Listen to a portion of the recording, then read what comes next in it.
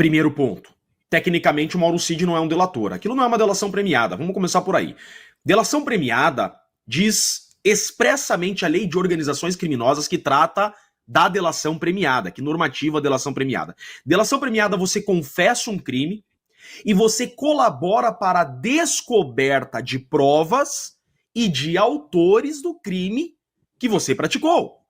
O Mauro Cid, ele confessa um crime que não praticou e entrega inocentes sem provas. Isso tecnicamente não é delação premiada. Vejam a diferença da Lava Jato. Na Lava Jato, houve 177 delações premiadas.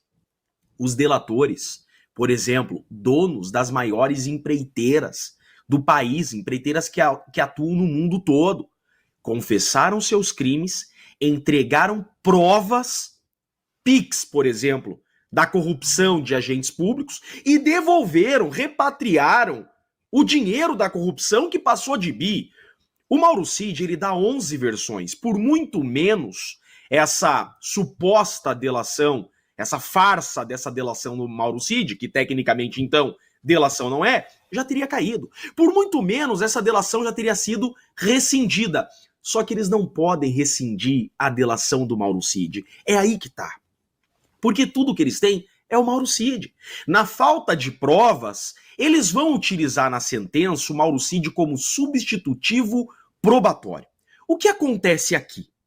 A lei diz expressamente que quando o acordo ele é quebrado, que delação premiada nada mais é do que um contrato. É um acordo feito entre a defesa e a acusação. Esse acordo é o seguinte: eu confesso o crime, eu entrego provas do crime. Veja, o Mauro Cid não entregou nenhuma mensagem, não entregou nada.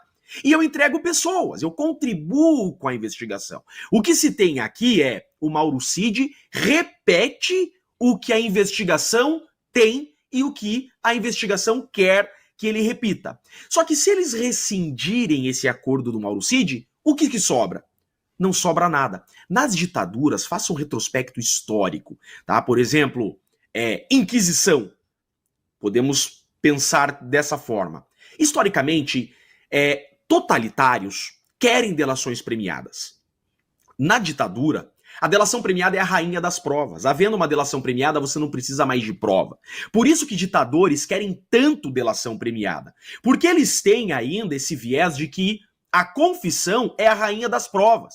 Então, na falta de provas, basta ter a delação premiada. Basta ter a confissão. Só que um Estado de Direito, que ainda há quem defenda que estamos, a confissão não é suficiente para acusar e condenar pessoas. Em um Estado de Direito, junto com a confissão, você precisa de provas. O Mauro Cid confessa exclusivamente, não traz provas. Só que se eles rescindirem esse acordo do Mauro Cid, não sobra mais nada. Por isso que eles ficam nesse cabo de guerra com o Mauro Cid. Essa delação do Mauro Cid, do ponto de vista contratual, ela já deveria ter sido rescindida. E o termo é esse, artigo 4º, parágrafo 17 da Lei de Organizações Criminosas. Se o colaborador omitir algum fato relevante à investigação, o acordo é rescindido. Mas eles não fazem isso porque ficou bem claro. Além disso, esse acordo ele é nulo. Eu fui a primeira defesa a pedir a anulação desse acordo do Mauro Cid. Porque o acordo precisa ter voluntariedade. Veja pelos áudios que vazaram da Veja, e agora dessas mensagens que acabaram de vazar, e desse último áudio do Mauro Cid que acabou de vazar. Ele diz expressamente não ter voluntariedade na delação. Ele fala, eu contava, isso palavras do Cid, abro aspas, ele diz exatamente assim, eu contava o que eu sabia da reunião, eles diziam que não era aquilo, e que eles tinham outras informações. E eu, então, tinha que repetir as informações que eles me davam. Isso não é uma delação premiada. Delação premiada é contribuir com a investigação. Repetir o que os investigadores querem que o delator repita, o nome disso é papagaio de coação. Isso que é, o Mauro Cid é um papagaio dessa investigação. Ele repete o que querem que ele repita. Só que isso é criminoso. Isso é tortura. Por que tortura? A lei de tortura diz expressamente, tortura confissão. O que é a tortura-confissão? Da mesma forma que policiais já foram acusados pelo Estado de crime de tortura por terem coagido alguém a confessar um crime, isso é tortura.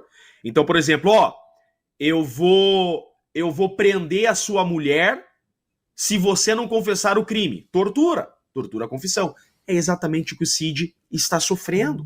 O Cid está confessando crimes que não praticou, sem voluntariedade, porque os fatos que ele repete são fatos que são soprados no seu ouvido, mediante coação de ter sua filha de 18 anos, sua mulher e seu pai idoso presos. Então não há voluntariedade, ele não fala o que ele sabe, e há coação, porque senão ele volta para a prisão e sua família também vai presa. Então veja, isso tecnicamente não é uma delação e no ordenamento jurídico brasileiro constitui crime. Ou seja, onde eu queria chegar, agora eu cheguei ao ponto central. Fazendo essa união, nós temos aqui uma prova ilícita.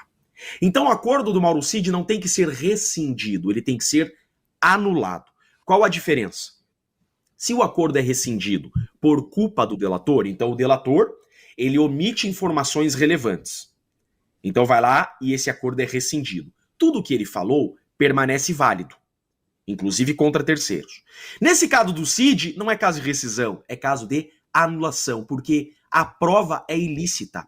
Como o Mauro Cid está sendo vítima de coação e de tortura, tudo que sai da boca do Mauro Cid é ilícito por derivação. É aquilo que a doutrina chama de teoria dos frutos da árvore envenenada. A árvore está contaminada. Tudo que sai dessa árvore está contaminado. O Mauro Cid está contaminado por uma coação e por uma tortura. Tudo que sai da boca dele está contaminado. Então, o que deve haver aqui, se morássemos na Suíça, se fôssemos o mundo ideal, se fôssemos um Estado de Direito, a delação do Mauro Cid teria que ser anulada e não rescindida. E tudo que ele falou até agora nas 11 versões, declarado ilícito por derivação, não podendo ser utilizado contra ninguém.